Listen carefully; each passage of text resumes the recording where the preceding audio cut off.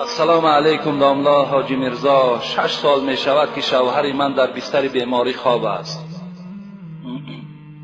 یک چند مراتبه موی سرش را خودم گرفتم، لیکن آدمان میگن که اگر زن موی سر شوهر را گیرد نکاحش بریده می شود.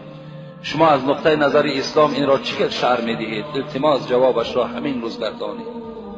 من چند بار برای همه شما اعلام کردم، باز اعلام میکنم، همین زنک ها را فتواهاشون گوش نکنید، زیرا همه اونها بی سواد هستند. هیچ کدام اونها یگان مدرسه تمام نکردند، هیچ کدام اونها یگان مفسر قرآن و محدث نیستند. از این خاطر این زنی که موی سر شوهر می تراشد در حالتی که شوهر احتیاج به همین زن دارد، به خدا قسم در هر یک تار موی او تو 10 حسنات میگیری، در هر یک تار موی او.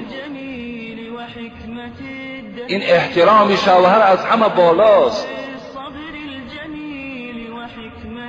نکاح بریده نمی شود. پیغمبر خدا میگویند اذا غسلت المرأة ثياب زوجها كتب الله لها 1000 حسنه و غفر لها 1000 خطیئه.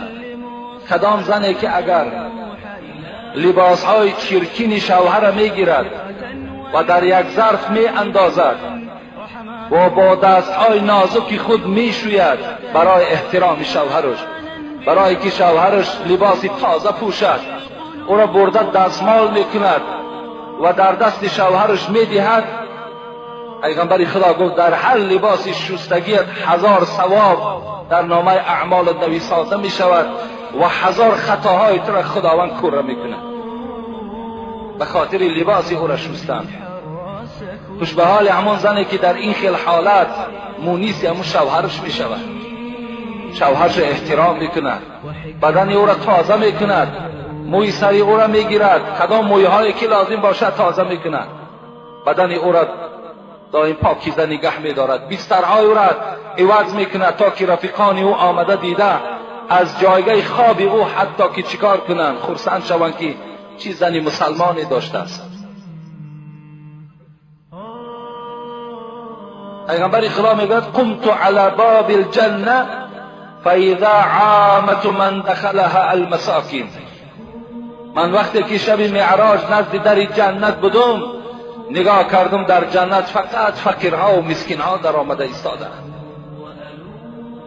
فقط فقیرها و مسکینها را خدا وارد جنت کرده ایستاده است.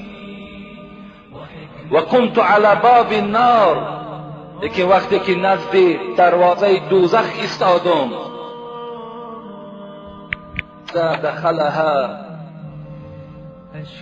عامة من النساء، لیکن وقتی دروازه دوزخ را نگاه کردم هر کسی که داخل می شود دوزخ فقط زنها بودند، اکثریت زنها را در دوزخ دیدیم. به خاطر چی است؟ پیغمبر خدا وقتی روز عید این سخن گفت، زنها گفتن به خاطر چی ای پیغمبر اینقدر زنها وارد دوزخ شدند؟ گفت زیرا شما درشت زبان هستید، زیرا شما به سوی شوهرها زبان درازی میکنین، زیرا شما فرزندهاتان لعنت میگوین، از این خاطر شما وارد دوزخ میشین. فرزندی که برای مادرش تیار از جان شده است، برای مادرش همه دواها را میکند، لیکن همین مادر با چیکار میکند؟ او را هلاک شوی میگوید، لعنتیش میگوید، چی دشنامهای قبیح باور که به فرزندها میدهند. این گونه زنها را پیغمبر خدا گفت اکثریت من در دوزخ دیدم. خوش به حال همون زنی که این گونه معامله ها را نسبت شوهرشان میکنند. خوش به حالتان، باور کنین ان شاء الله شما جنت را خریدید. رضا الزوج هو رضا الله. در بعضی حدیث ها آمده است رضاگی شوهر حتی رضاگی پروردگار هم هست. چه رضاگی پدر و مادر هم رضاگی خدا میگویند، برای زنها رضاگی شوهر هم رضاگی خدا میگویند.